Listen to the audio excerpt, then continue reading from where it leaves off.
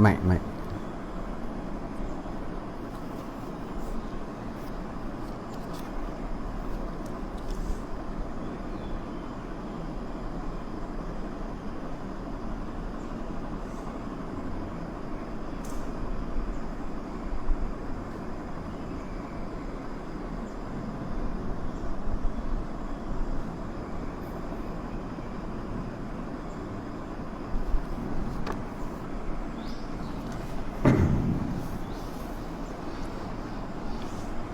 Assalamualaikum warahmatullahi wabarakatuh.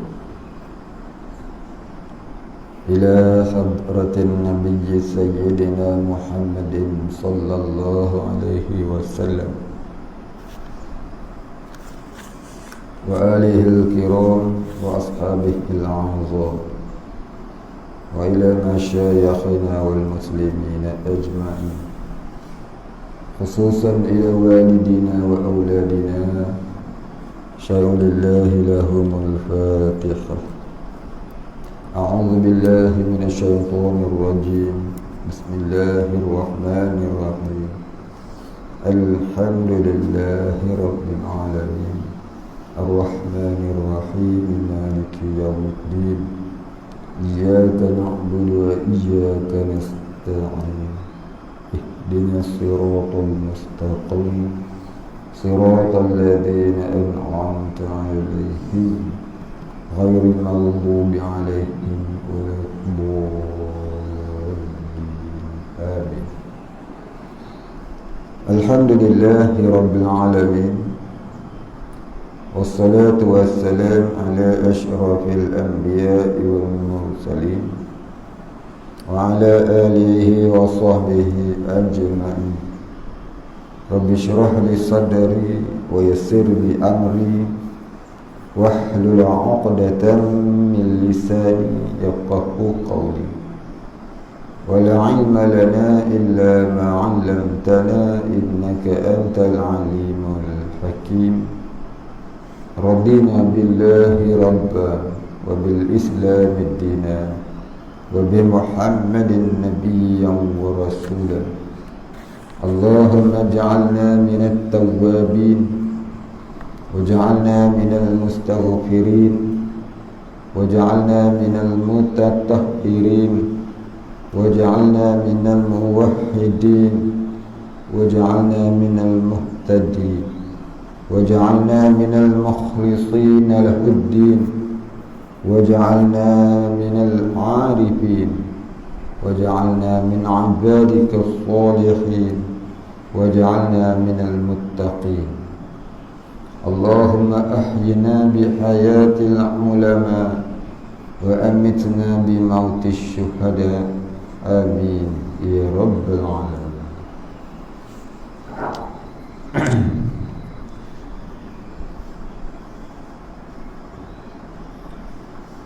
Alhamdulillahi rabbil alamin. Kita sambung muka surat 35, kitab Kifayatul Muhtadi.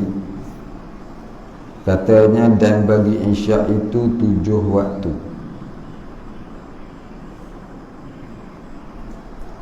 Bismillahirrahmanirrahim. Qala musannif wal muallif rahimahullah ta'ala wa nafa'ana bihi wa bi'ulumihi wa barakatihi. Amin ya rabbal alamin. Qala musannif, dan bagi isya itu 7 waktu. Yang pertamanya waktu fadilah, yakni waktu yang terutama. Waktu fadilah, waktu yang terutama.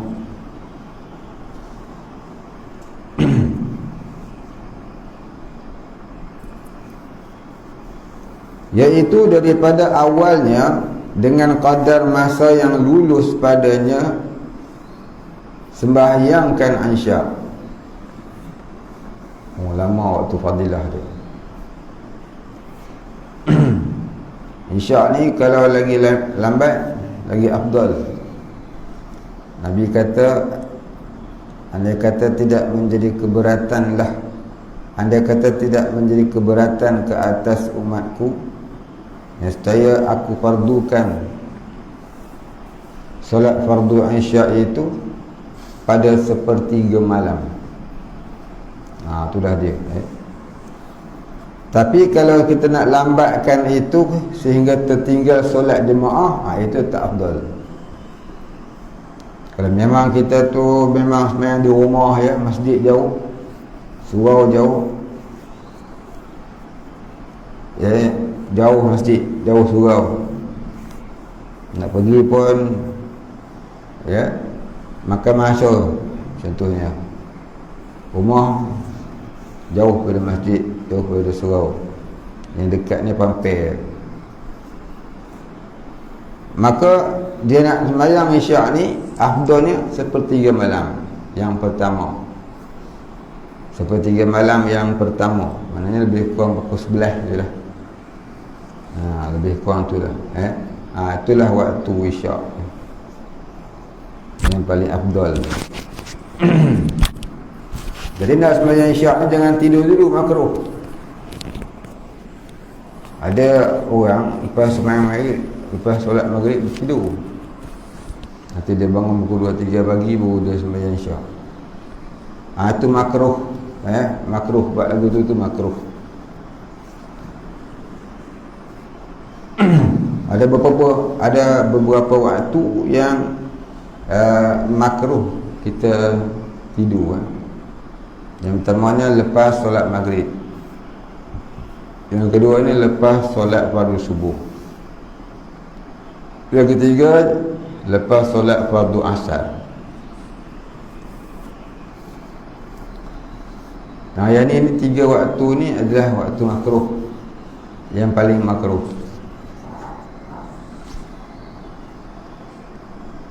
Baik, habis.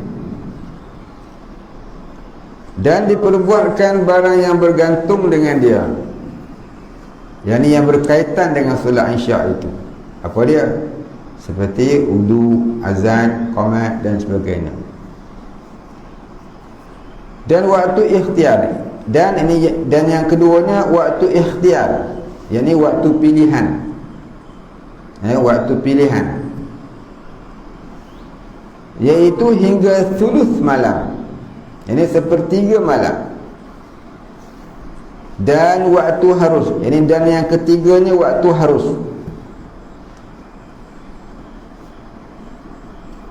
Dengan ketiadaan karahah, dengan ketiadaan makruh, iaitu hingga keluar fajar kazib, waktu imsak. Fajar kazib ni bila? Waktu imsak, lagi 10 minit nak subuh tu. Tu namanya keluar fajar kazib.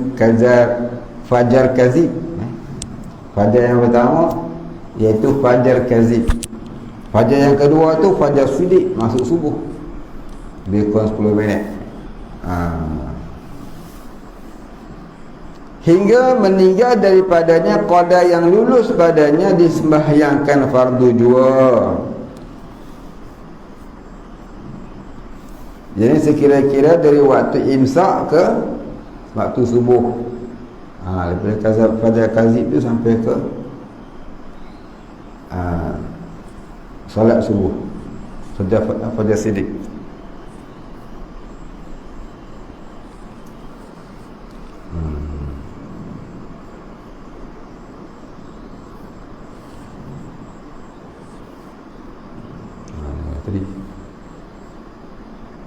Dan waktu harus dengan ketiadaan karahah, iaitu hingga keluar fajar kazib.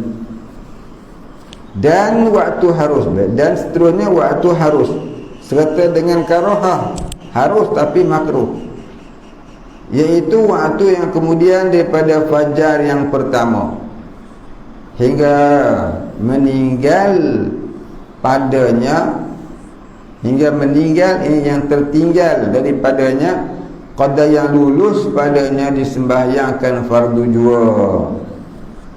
Titik itu. Dan waktu haramah, ini waktu yang haram, iaitu hingga meninggal daripada waktu sekadar yang tidak lulus padanya disembahyangkan fardu, dan 2 rakaat ya. Masuk subuh. Itu waktu haram. Dan waktu darurah ni waktu yang dimaafkan. Mana kata darurah ni waktu yang dimaafkan. Barangkali sebab kita ni tertidur lepas maghrib. Bukan saja nak tidur, tertidur. Waktu darurah, kita jaga-jaga dah nak subuh dah. Nak subuh sangat dah, dan takbir dah. Dan ambil wuduk dia kena apa? Dan takbir habis masuk subuh. Tu. Disembahyangkan fardu juga dan mana tadi? Dan waktu darurah iaitu sekira tiada meninggal lagi daripada waktu melainkan sekadar takbiratul ihram, iaitu bagi orang yang hilang maniknya, yakni orang yang hilang tegahannya. Maniknya tegahannya daripada melaksanakan solat. Manik ni tegahan daripada melaksanakan solat. Pada waktu itu barangkali dia nolong orang sakit ke, dan waktu uzur iaitu waktu maghrib bagi orang yang menjamak akan sebagai jamak takdim. Jadi orang dia sembahyang dan insya-Allah waktu maghrib konsep buat jamak takdim, maka waktu insya tu dia diuzurkan daripada solat fardu insya. Baik, habis.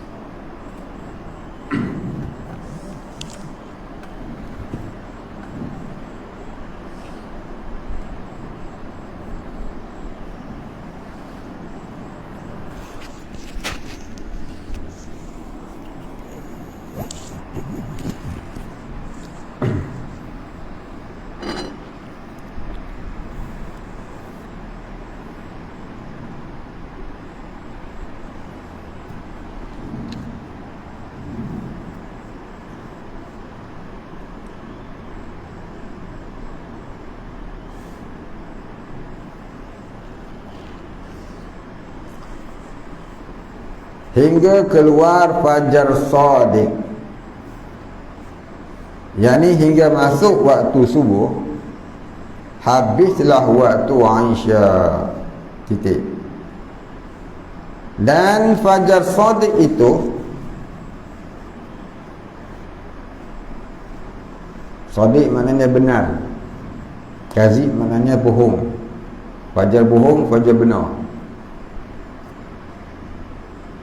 Maksud kata fajar kazib ni dia keluar sekejap, itu hilang. Fajar shadiq ni dia keluar terus, tak hilang-hilang dah. Dan fajar kazib itu cahaya matahari terhulur ke tengah langit. Hujungnya yang salah, bukan, yang sebelah tu, titik tak ada. Yang sebelah atas lebih terang cahayanya, keluar ia pada pihak matahari naik dahulu, ini sebelum daripada fajar shadiq, kemudian hilang cahaya itu, dan iaitu kelam, kemudian barulah keluar fajar shadiq. Ini masuknya waktu subuh daripadanya. Baik, yakni daripada waktu keluar fajar shadiq itu. Habis. Dan bagi subuh itu 6 waktu. Yang pertamanya waktu fadilah, iaitu pada awal waktu Dan yang keduanya waktu ikhtiar, iaitu mana ikhtiar ni waktu pilihan, iaitu dari awal waktu hingga kabur-kabur siang. Dan yang ketiganya waktu harus tiada karaha padanya, iaitu hingga keluar merah yang zahir dahulu daripada terbit matahari. Dan yang keempat waktu harus dengan karaha, yakni serta makruh, iaitu hingga meninggal daripada waktu masa yang lulus padanya sembahyang fardu jua. Dan yang kelima waktu tahrim, iaitu hingga meninggal daripada waktu masa yang tidak lulus padanya disembahyangkan fardu itu. Dan yang keenamnya waktu darurah, iaitu sekira-kira tidak meninggal lagi daripada waktu melainkan sekadar takbiratul ihram jua bagi orang yang baharu maniknya, yakni hilang tegahannya pada ketika itu, hingga keluar suku daripada matahari, habislah waktunya. Orang panggil apa? Syuruk, ya? Bukan syuruk. Baik, habis. Itulah waktu-waktu solat, ya? Hari ni mudah ya. Waktu solat ni kita tengok kalender je. Tengok matahari susah. Tengok kalender. Baik, habis. Kalender ni dia tak sebut waktu fadilat, waktu makruh dia tak sebut. Yang tu kita kena mengaji pula. Baik, habis. Ada soalan? Benar.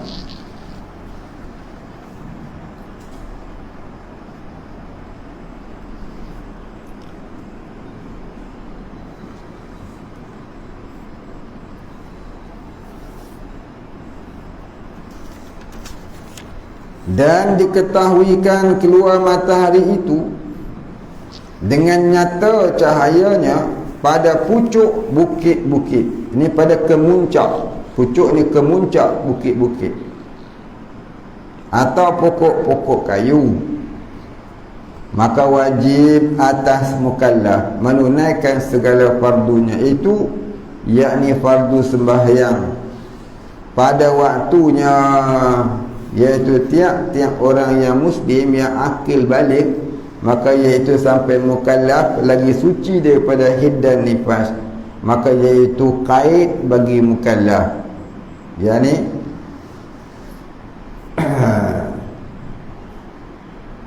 perkara yang berkaitan mengenai mukallaf. Mukallaf ni macam mana? Apa makna mukallaf? Mukallaf ni maknanya orang yang dipertanggungjawabkan oleh Allah melaksanakan hukum syarak. Itu maksud kata mukallaf. Orang yang dipertanggungjawabkan oleh Allah melaksanakan hukum syarak. Itu namanya mukallaf.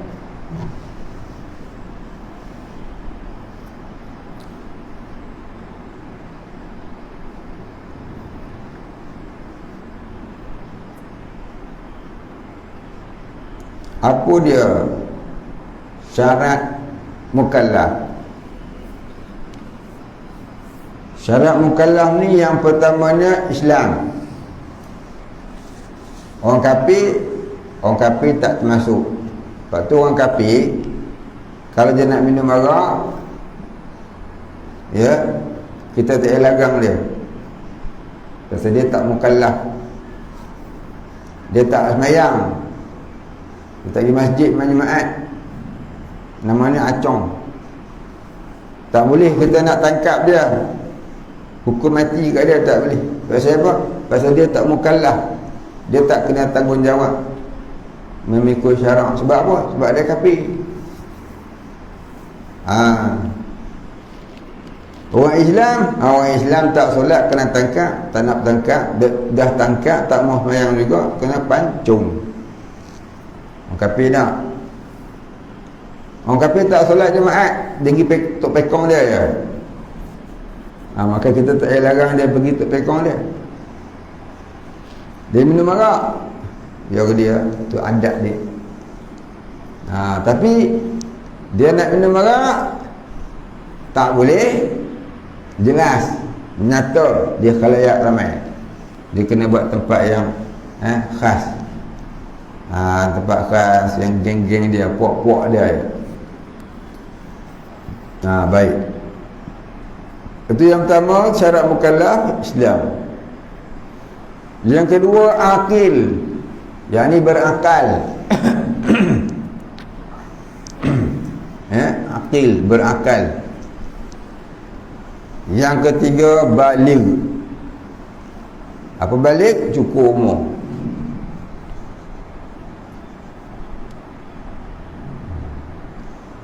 Yang keempat, merdeka. Yang kelima, sempurna panca indera. Maksud kata sempurna panca indera ni apa dia? Dia tidak buta serta pekak. Kalau ada salah satu sahaja, pekak saja tapi tak buta, atau buta saja tapi tak pekak, maka dia tu turut mukallaf. Kalau ada dua-dua tu, buta dan pekak, dia tu tidak mukallaf. Dia tak wajib belajar, tak wajib solat, tak wajib apa. Pasal apa? Dah buta dan pekak ni dia tak boleh nak fikir lah. Ya.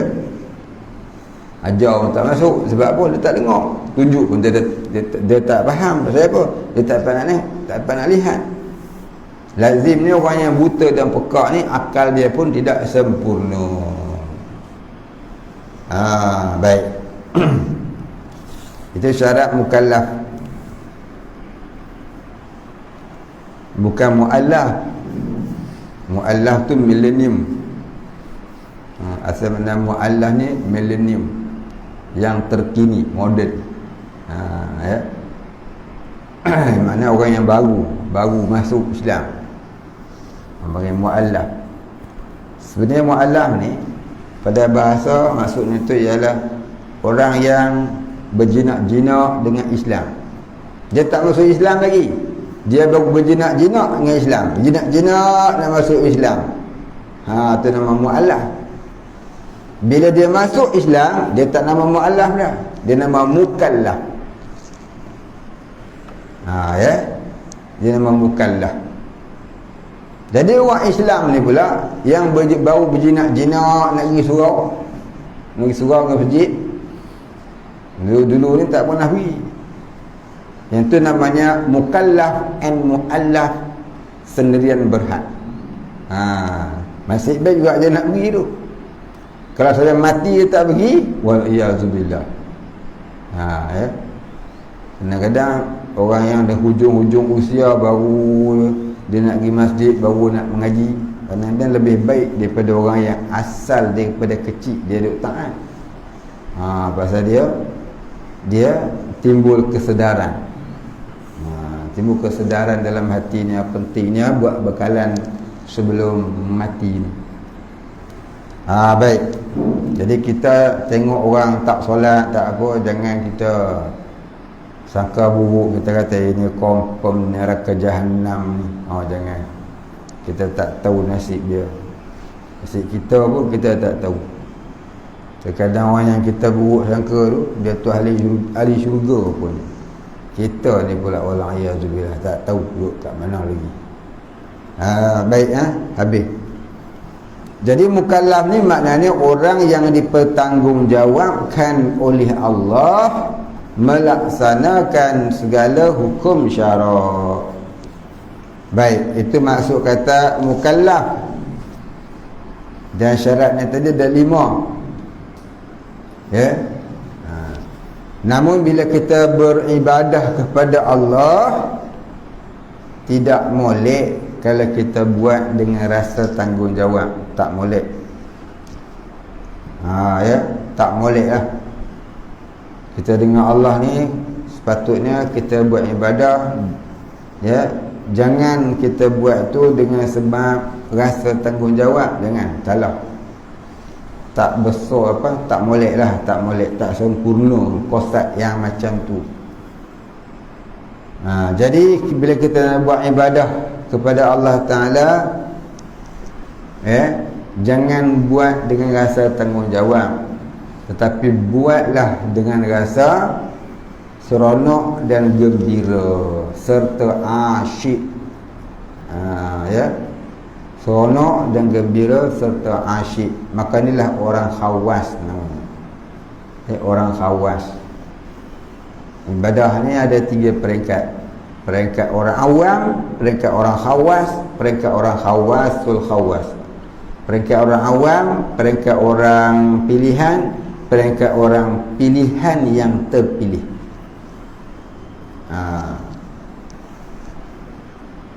Yang pertama, peringkat orang awam. Peringkat orang awam ni dibuat ibadah dengan rasa tanggungjawab. Sebab apa? Nak syurga, takut neraka. Tak buat hari masuk neraka, takut juga.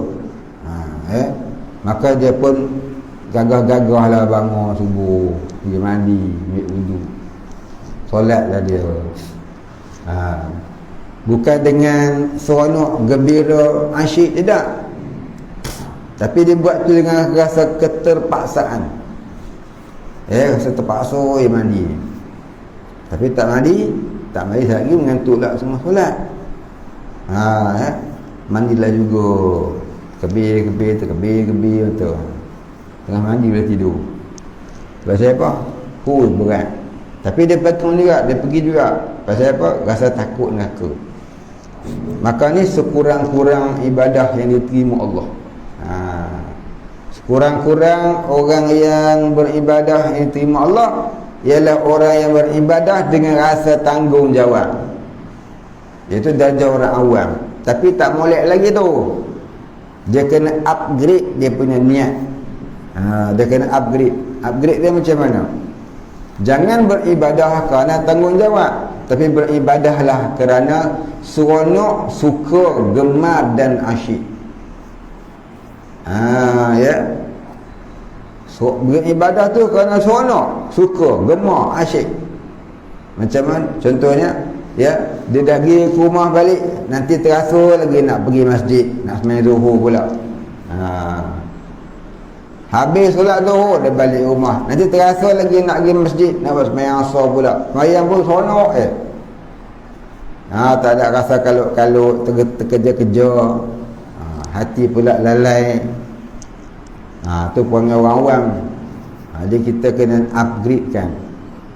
Itulah kata ulama. Tapi bukanlah mudah, bukanlah mudah. Semata-mata dengan limpah kurnia Allah kepada sesiapa yang dia nak beri. Dzalika fadlun minallah yu'tihi man yasha. Demikian itu ialah limpah kurnia Allah kepada siapa yang dia nak beri. Bukan semua orang dapat, beribadah dengan dengan tarhib wa targhib wa mahabbah, suka dan gemar dan rasa asyik. Targhib wa tarhib, seronok dan juga gemar. Dihiasi pula hati itu dengan takhasyu'an, taraghuban, tamalluqan. Itulah dia sifat orang-orang khawas. Sifat orang khawas. Sifat orang khawasul khawas iaitu orang-orang yang buat ibadah dengan mahabbatullah. Inilah orang-orang kewalian. Orang kewalian, mereka buat ibadah tu dengan rasa kasih, rindu, dendam dengan Allah. Ini lebih tinggi daripada yang kedua tadi. Jadi kita nak buat ibadah dengan nak pahala, takut neraka. Itu niat yang rendah. Niat yang rendah. Jadi kita niat aku mencari keampunan dan keredaan Allah. Kemudian dididik-didiklah jiwa tu agar rasa targhib wa tarhib di dalam ibadah, rasa suka, rasa seronok dalam ibadah. Maka benda ni semua ni dengan hidayah Allah, taufik Allah. Kita sendiri nak buat tak boleh. Kita nak buat sendiri tak boleh. Jadi minta tolonglah dengan Allah agar Allah Ta'ala terima jugalah amalan kita yang banyak cacat celah, dan mudah-mudahan Allah Ta'ala bukakan pintu-pintu makrifahnya, insya-Allah. Baik, Habib.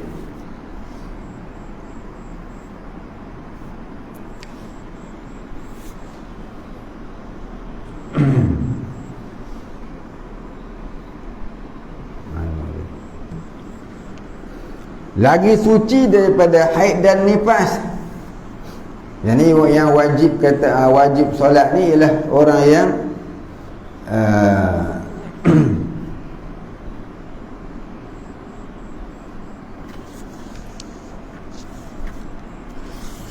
yang wajib solat tadi ni ialah orang mukallaf, di mana mukallaf itu lagi suci daripada haid dan nifas. Kalau dia mukallaf sempurna dah 5 perkara tadi, tapi dia datang haid pula, nifas ke, maka dia jadi tak wajib solat fardu. Maka iaitu qaid bagi mukallaf. Ni hubungan bagi mukallaf. Sahaya dan merdeka, lelaki dan perempuan. Takmim bagi mukallaf. Yani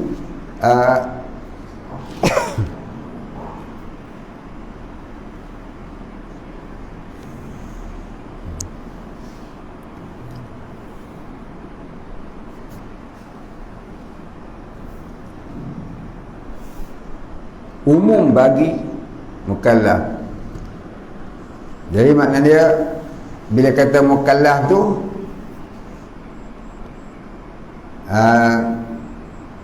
ialah orang laki-laki atau perempuan yang merdeka. Kalau hamba sahaya tak dinamakan mukallaf, dia dinamakan status hamba.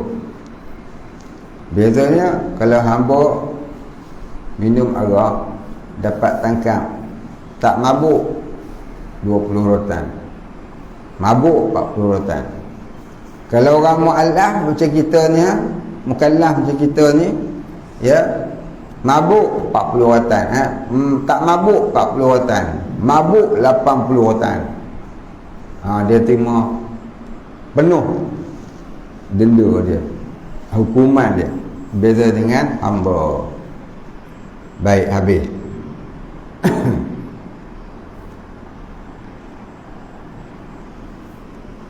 Dan haram atas mereka itu mukallaf mendahulukan daripada waktunya, yakni menunaikan solat sebelum masuk waktu. Haram lagi tidak sah. Maka iaitu haram lagi tiada sah jika dengan sengaja. Adapun jika tiada sengaja, tiada haram. Hanya tiada sah sembahyang itu kerana setengah daripada syarat sah sembahyang itu mengetahuikan masuk waktu dengan yakin atau dengan zon yang kuat. Dan haram pula ia takhirkan daripada waktunya dengan tiada uzur. Apa maksud takhir daripada waktu? Iaitu dia lambatkan hingga habis waktu. Kalau dia lambatkan tapi masih dalam waktu, itu terkadang makruh. Yang saja dia sembahyang 10 jujur waktu, ya, dia solat masuk waktu pukul 1 suku zuhur, saja dia solat pukul 4, asal katalah 4:30, dia solat pukul 4, tak sampai lagi waktu haram, ya, maka itu namanya makruh. Saja lambatkan solat, tak sampai berdosa, tapi jadi makruh kalau tak ada apa-apa musyakkah. ya, tak ada darurah apa-apa, musyakkah apa-apa, saja lambat tu jadi makruh, tak sampai haram lah. Haram ni kalau sampai habis waktu.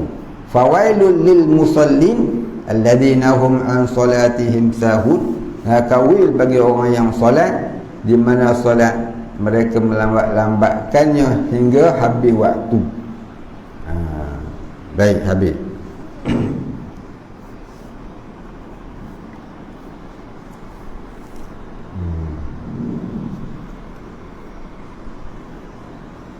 Mana tadi?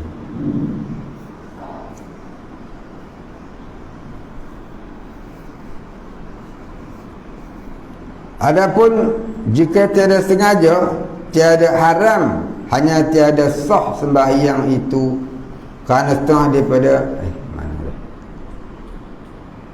dan haram pula ia takhirkan daripada waktunya dengan tiada uzur. Maka uzur itu seperti tidur, yang tertidur, lupa, yang terlupa, maka iaitu sah lagi tiada haram. Maka jika sempat diperbuatkan satu rakaat pada waktu jatuh sekalipun, tunai, mana jadi dah solat tu tunai. Dan jika kurang daripada satu rakaat pada waktu jatuh sekaliannya, tunai. Lagi dah. Dan jika kurang daripada satu rakaat, maka sekaliannya jadi qada. Sekaliannya qada ni sekaliannya jadi qada. Jadi kalau kita bangun subuh lewat, tak tahu habis ke tidak lagi waktu ni, jam pula mati, kereta pula terbakar, tengok matahari macam cerah pun ada, macam gelap pun ada ke tak ada waktu ni. Maka kita solat subuh dengan niat qada, dengan niat tunai. Kalau qada lah, kalau tunai lah. Adaan lah, qadaan lah. Maka niat saja, aku solat fardu subuh kerana Allah Ta'ala. Kalau qada, ya kiralah diqadakan. Kalau tunai, alhamdulillah dalam waktu. Baik. Dan berdosalah orang yang mengeluarkan dengan tiada uzur satu suku daripada fardunya, daripada waktunya. Tetapi jika ia sembahyang yang lain daripada Jumaat, padahal meninggal daripada waktu qadar masa yang lulus padanya fardu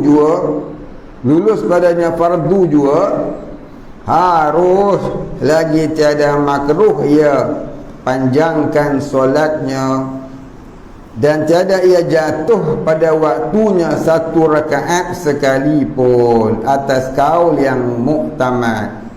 Tetapi yang aulanya, ini yang lebih baiknya, jangan dipanjangkan. Maka jika ia mendapatkan satu rakaat pada waktu jatuh ni, masuk sekaliannya tunai. Kalau dia dapat satu rakaat, maka walaupun lagi 3 rakaat duduk dalam waktu asar, maka jadi hukum solat tu solat tunai, tak jadi qada. Dan jika tak dapat satu rakaat pun, dapat takbir ataupun dan Fatihah, rukuk ada lagi, maka jatuh sekalian solat itu qada. Ni hukumnya qada. Yang tiada dapat padanya dosa. Kalau saya sengaja melambat-lambatkan tadi, dosa. Dan tiada sunat disimpankan sembahyangnya atas arkan jua.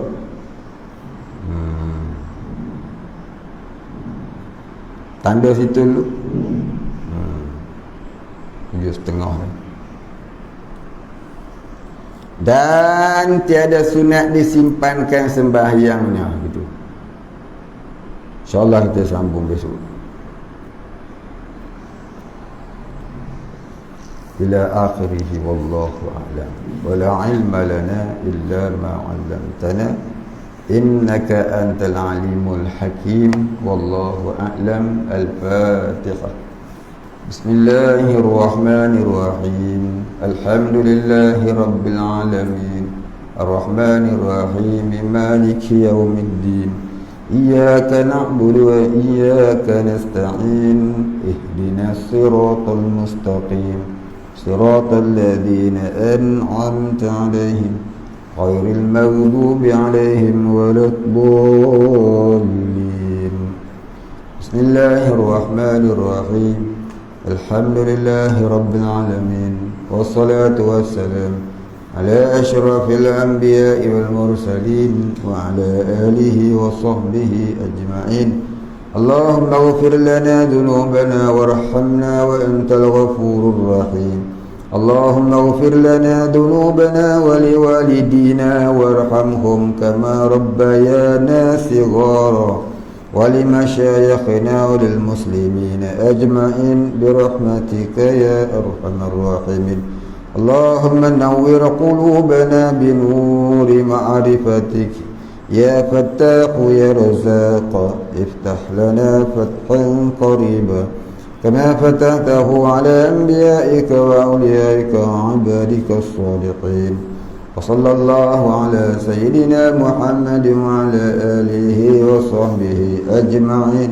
سبحان ربك رب العزة عما يصفون، وسلام على المرسلين، والحمد لله رب العالمين.